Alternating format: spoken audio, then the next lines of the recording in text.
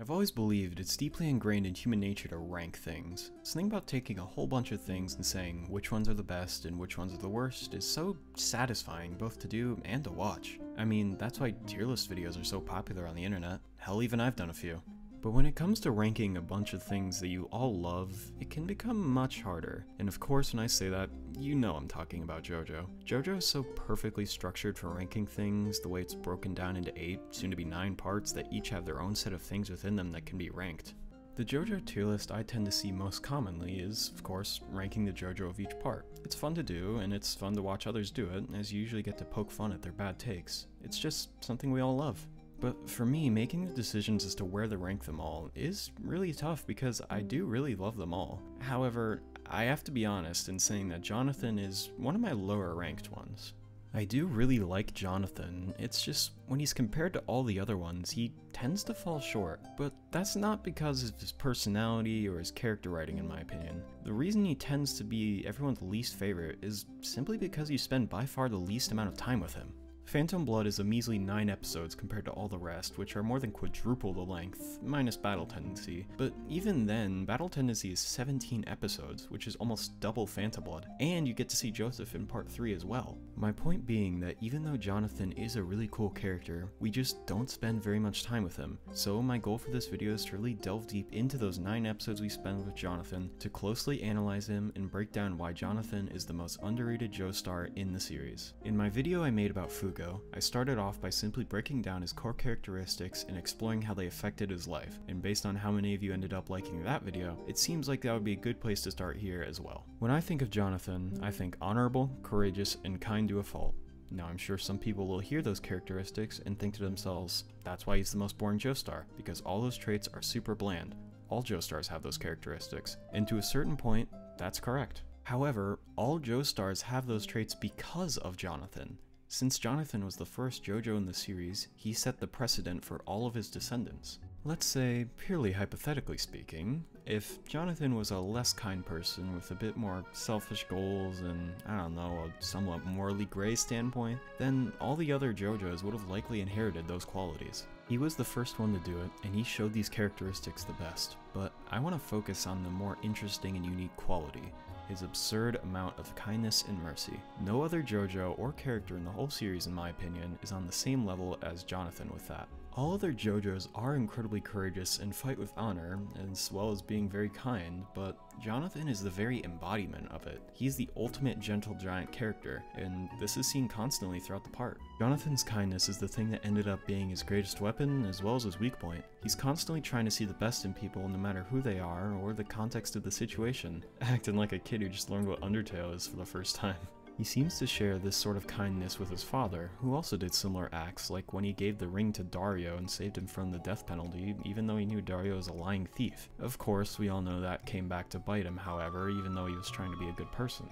That same sort of thing happened to Jonathan as well in regards to his relationship with Dio, but we'll get to that later. Oddly enough, Jonathan's kindness is most easily seen in his fights. Even though fighting somebody isn't inherently a kind thing to do, he usually goes about it with a constant sense of mercy. The first proper fight we see him in as an adult is his encounter with Speedwagon and his gang on Ogre Street. Speedwagon and the other goons get the advantage on him by jumping him in the alleyway and are clearly out to kill him, given the way that they are running at him and yelling about how they're gonna kill him. Basically, Jonathan would have been well justified in mortally wounding them or killing them, yet he doesn't do that. He fights in a way that minimizes harm to them while also getting them to back off. Instead of grabbing the knife from Tattoo and stabbing him with it like most normal people would do when they're built like an actual human tank, he just grabs the blade of the knife as it's being swung. Then, instead of instantly counterattacking, again like what most normal people would do, he warns them to back off or he'll suffer a fate worse than death. Once Kempo Fighter steps in, that's when he punches them both away. So of course, when Speedwagon throws his hat into the ring, haha, get it? He does pretty much the same thing again by just tanking the hit and sending him flying with the world's most menacing kick. When Speedwagon quite reasonably asks why his face is still intact, Jonathan explains he was thinking Speedwagon probably had a family and he doesn't want to cause them grief by killing him when a conflict can just be resolved without him having to die. I feel like this fight alone tells you a whole hell of a lot about Jonathan's character without needing to have a whole chapter of exposition just explaining it. As I said before, this sort of behavior can be found on every JoJo throughout the series, but Jonathan shows it more often and more prominently than all the rest. Even though he only has those 9 episodes, Jonathan makes the most of them and tries to show it every opportunity he can for that short time. Another standout example of his mercy would be his fight against Bruford. Throughout Jonathan and Bruford's fight, things go pretty much as expected, as a pretty standard fight, with the only exceptional thing being that Bruford wanted to fight him in a one-on-one honorable battle. However, when the fight is coming to a close, Bruford stops his sword right as he's about to hit Jonathan, claiming to have regained his humanity from Jonathan's Hamon. Jonathan literally punched a zombie so hard he became human again. Probably the most literal example of kindness through violence you could ever find, something unique to Jonathan. Bruford even gives his sword to Jonathan and accepts his defeat with honor. Normally a protagonist's main characteristic being kindness would be a pretty boring thing, but the way that Jonathan mixes that kindness with violence makes it actually pretty interesting. But of course, you can't solve every conflict with mercy, as shown directly after the Bruford fight. Even though Jonathan tries to show mercy to all of his opponents, he knows that some people are too far gone to ever be reached by said mercy, Tarkus being the token example of this. As soon as Tarkus defiled Bruford's death, he probably knew this wasn't going to have a happy ending, as did the fight with Bruford. So throughout the fight, Jonathan and Zeppeli pull no punches in eradicating Tarkus. Long story short though, Zeppeli dies a pretty brutal death, powers Jonathan up, allowing him to shrug off a broken neck and slice through Tarkus like it's nothing, utterly destroying him. There was never a moment where Jonathan thought Tarkus could ever be redeemed, so he never tried. He knows when to drop the kindness and go all out against his opponents. Most other characters in fiction who try the whole kindness against all opponents thing, no matter what, are kind of boring. Jonathan having this other ruthless side to him that he occasionally lets out spices it up a bit. There are a few other minor examples of him showing no mercy as well in some parts, like the short fight with Jack the Ripper and how he treats a lot of other minor zombies in Dio's castle as well. Jonathan dropping an anvil on Doobie's head Looney Tunes style will forever live rent-free in my head, but it's not just that he shows no mercy on the zombies and nothing else. Bruford was a zombie like all the other opponents that he had faced, and he decided to try and show mercy during the fight because he saw the honor that he still had as a zombie. It was Bruford's choice to fight Jonathan one-on-one, and that's probably what made Jonathan realize that this guy is different, unlike all the other zombies that he kills. Jonathan judges his opponents during the fight and decides whether or not he wants to show them mercy. He showed mercy to Bruford by not defending against what could have been a fatal attack to the neck. It wasn't Bruford that showed Jonathan mercy, he just responded to Jonathan's mercy. Had Jonathan counterattacked Bruford in that instant, they probably wouldn't have had that moment of serenity at the end. Just the way he's very kind all the time, but is able to judge when to turn that off against somebody who he knows will not respond to it is really cool to me. Aside from just his mercy, he of course, like any Joestar, has a fierce determination and drive to do whatever he must to accomplish his goals. Wow, okay, as I'm writing this, I'm realizing just how much Jonathan is basically like Frisk from Undertale, but built like Hercules. Araki must have been a big Undertale fan back when he wrote this in 1986. Anyway, Jonathan has what Dio refers to as explosive power that fuels and drives him to right the wrongs of the world. I'll keep this one a bit more brief as this is something that you see in all the JoJo series. Sure, all the JoJos have a lot of kindness, but I just went over how he differs from all the rest in that regard. His determination is much more similar to all the others throughout the series. The most literal example of this determination early on is how he just shrugs off basically any injury because he's too focused on fighting to care about feeling pain. Not only is there the moment I touched on earlier where he just grabs the dude's knife because he says he has much more to lose than a few fingers, which is about the most Chad you can get, but he literally one-ups that again in the next episode. He gets a spear stuck in his shoulder and not only proceeds to leave it in, but then climb with it still in his shoulder and then keep it in until he pulls it out on the roof to block a kick from Dio. I mean, that alone I feel speaks volumes about how far he goes to do what he believes is right. At the very end of Phantom Blood, he also fights against his mortal injuries to save Erina against all odds, but like I said, this is much less unique to him. He passed this on directly to all his descendants, and he did also pass along his kindness, but there was never a JoJo that showed it in the same way he did. Because of that, there's less to talk about here in regards to his determination that's very unique to Jonathan, so I think I'll just leave it at that. Compared to a lot of other characters in the series, kind and determined are pretty generic traits, even if they are applied in a pretty unique way to his character. Araki didn't give him these traits thinking they were anything special though. He knew full well what he was doing when he was making Jonathan. In an interview with Araki from the first volume of JoJonium, he says, "The title of the series is JoJo's Bizarre Adventure, but first and foremost I actually wanted to draw Dio. Good and evil, black and white. Jonathan and Dio function as symbols that are foils of each other. The series had potential to go on, so in my mind I wanted to create a first Joestar that could function as a symbol of purity and dignity, rather than a fresh, unique character. That's why it was hard to come up with him. It was a purposeful inclusion on Araki's part to make Jonathan a more simple character. He was created with the purpose of having the noble spirit to pass on to all the rest of the JoJos in the series from that point further. When you look at him from that perspective, he serves his purpose very well. He was given those characteristics in order to essentially be a role model for the rest of the series, but even then he still showed those characteristics in a unique way to make himself an interesting character. You have to dig a bit deeper to appreciate them, which is exactly what I'm doing now. Sure, he may not be the most unique of characters, but just because he's a bit vanilla doesn't mean he's bland or uninteresting. Earlier I said that the way Jonathan is kind all the time but knows when to turn it off against somebody who knows won't respond to it is really cool to me. But you may have heard that and thought about Dio. Jonathan always showed kindness to Dio before and after he was a vampire, which would seemingly go against his code of conduct when it comes to who he shows kindness and mercy to. Rather, in my opinion, I think it's the strongest piece of evidence to show how strictly he adheres to it. Jonathan attempted to be as nice as possible and get along with Dio when he first met him, but because of how much Dio antagonized him, they were not able to get along very well, with Jonathan even laying the first ever beatdown on the series on Dio after all the cool stuff Dio did to him. Of course, that does go against his kind personality I was just talking about, but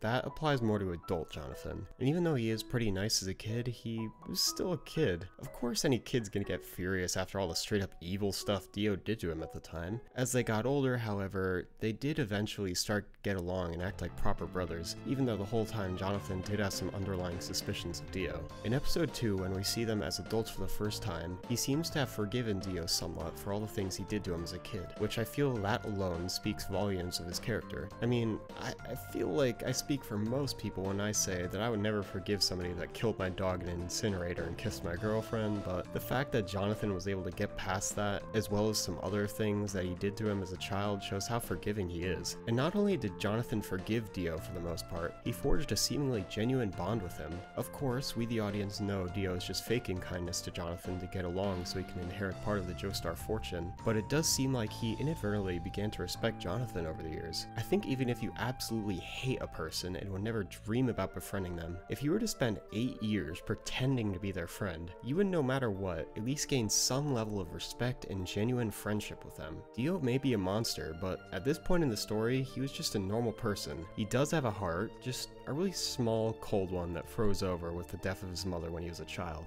Then, of course, he finally acts on his grand plan to eliminate George Joestar. Even though his original plan to kill him with the same poison used on his father didn't quite work out, it led to the discovery of the stone mask and its true properties. When he then throws away his humanity, kills Jonathan's dad, and a bunch of other officers in the mansion, Jonathan's respect for Dio and Dio's respect for Jonathan should both get thrown out the window immediately. However, they still seem to hold some small iota of respect for one another despite everything. After all, they were essentially brothers for almost half their lives. Sure, like I said, it was all fake on Dio's end, but one thing Dio did seem to respect no matter what is power. It's what he's been in constant pursuit of his entire life. When he became a vampire, he honed his abilities to become even stronger. Then from there he gained the world, which was in his mind the ultimate stand.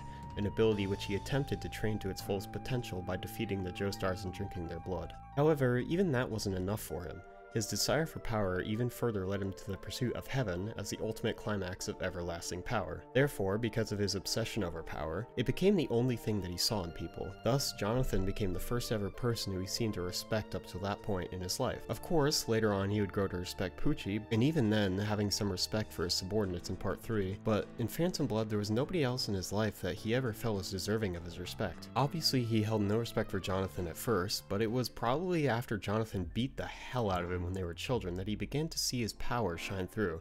Therefore, Dio began to ease up on Jonathan, leading into that 8 or so year period of relative peace between the two. Going back to the moment where he turns into a vampire for the first time, it marked a shift in how Dio saw Jonathan. Dio respects power, but more specifically, power relative to him and his current abilities. Therefore, when he becomes a vampire, his power dramatically rises, and with it, his respect for Jonathan dramatically falls. Jonathan, however, when his back is pushed against the wall here, he unleashes his explosive power in order to save all the people he knows Dio will kill if he doesn't end things here. All this culminated into the legendary battle at the Joestar Manor, a fight which I've always really really liked and is one of my favorites in general actually. It sets the tone for the rest of the series and how it handles longer action scenes. Even though it's got a couple goofy parts, it's overall a pretty serious fight given the circumstances. Then in the end, after mustering all his strength, Jonathan overcomes Dio, showing his true strength is greater than that of Dio's newly acquired vampiric abilities. Therefore, by the rules of Dio's respect I outlined earlier, that would mean that Dio should respect Jonathan. However, when he comes back from being literally disintegrated, it certainly doesn't seem like Dio respects Jonathan. Dio still seems to look down on Jonathan even though Jonathan showed Dio that he is stronger. So would that imply that my idea of Dio respecting him is wrong? Well, you can probably guess that that's not the case since I spent a while talking about it, and if it was wrong then I would have just not included in the final script. Of course Dio isn't going to show his respect for Jonathan as he's basically the devil. It's not that straightforward. Despite that, however, in the end we still see his true respect for Jonathan that he tried to repress all this time. Let's skip to the final episode of Phantom Blood, which has one of my favorite scenes in the entire part, and maybe by extension one of the best scenes in the whole series in my personal opinion. I'm skipping past the battle between Jonathan and Dio at the castle in the prior episode, mainly because there isn't a whole lot of new input I could add to that one. My thoughts on that are pretty much the same as the fight of the mansion I just discussed, so I'd rather not dilute this video further by going over something very similar. Once Dio is thought to have been defeated, it cuts to Jonathan and Erina as they are newly married on a ship for their honeymoon. It ended up being only a brief escape from the chaos, however, as Dio survived literally being decapitated.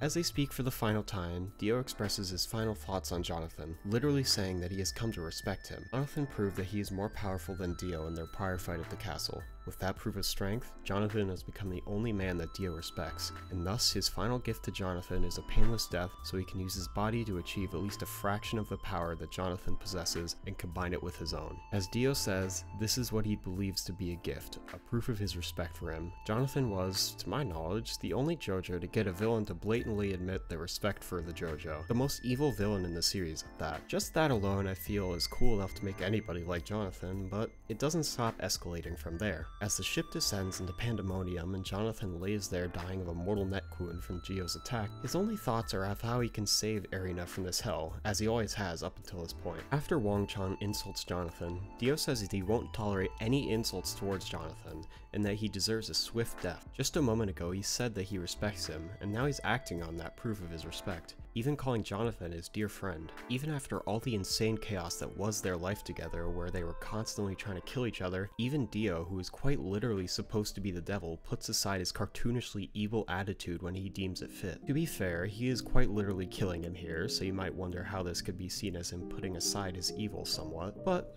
like I said, Dio sees this as a gift to Jonathan. It's an opportunity for them to finally work together to take over the world. Obviously that's not something Jonathan wants, but rather it is what Dio thinks will be the best for him, to finally put his strength to use for Dio and quote-unquote work together to a certain extent. Skipping forward a bit, the ship begins to explode, Erina holds a woman's child and is ready to enter the coffin, and Jonathan lays there dying while clutching Dio for the final time. Jonathan thinks to himself about how even after all this time, he still feels that kinship with Dio. They were brothers after all. Even though they are mortal enemies, he can't find it in him to hate Dio after all is said and done. He says his final farewell to Erina, and the ship explodes again. Dio offers to heal Jonathan's injuries so he can live an eternal life with Erina in his usual evil tone of voice. However, he quickly realizes Jonathan is dead. When he sees this, he stops talking like usual and instead is shocked. It's a little hard to tell exactly what he's feeling in that moment as he doesn't say anything other than his name. Of course, he's surprised, that much is obvious, but he seems to feel a little bit of grief and maybe even sadness as well. He just killed the only person he respected. That was his intention, but when that finally comes true, he seems to realize exactly what he did. He just killed the only person he ever felt any sort of connection to, leaving him truly alone in this world. And just that look of shock on his face tells the whole story. Deep down, he feels sadness, probably for the first time since his mom died as a kid, and it hurts him. And with that, Jonathan meets his end, along with part 1 as a whole, a tale of two brothers that meets its unfortunate end. That's not quite the end for this analysis though, because in this video dedicated to Jonathan, I talked about Dio for quite a bit of it. That's because in order to talk about Jonathan in depth at all, you kind of have to talk about Dio as well. The whole premise of Phantom Blood is the battle between good and evil. That's why Jonathan and Dio are written the way they are. Neither of them are really intended to stand on their own as nuanced characters. That's why I think quite a lot of people don't like Jonathan all that much. They don't factor Dio into the equation, a character who he was literally created to be paired with, and vice versa. A lot of people like Dio because of how over the top he is, as well as because of his second appearance in Stardust Crusaders as the main antagonist again. If Dio was only in Phantom Blood, there would probably be a lot less love towards him on the internet, similar to how people view Jonathan as well. My point being, you can't really appreciate either one of these characters on their own. When I say that, I'm mainly referring to Jonathan and Phantom Blood Dio. Stardust Crusaders Dio is a whole other can of worms, and can almost be referred to as a completely different character. That's why I think there are some, admittedly not a whole lot of people, who dislike Dio in Stardust Crusaders, because he's not going against Jonathan, who made him much more interesting. Sure, he's going against Jotaro and Joseph, but they are far from the righteousness of Jonathan that he was known for. Where Jonathan's character lacks and Dio's character lacks, they shine put together. Having one without the other makes them feel lacking, and this is what I believe to be the source behind most people's disregard for Jonathan and Phantom Blood Dio. So that's why this video about Jonathan was half about Dio. They were made brothers for a reason, and it's something you should never forget when discussing them. And this has been why Jonathan and Dio are the most underrated protagonist and antagonist pair in the series. Thanks for watching.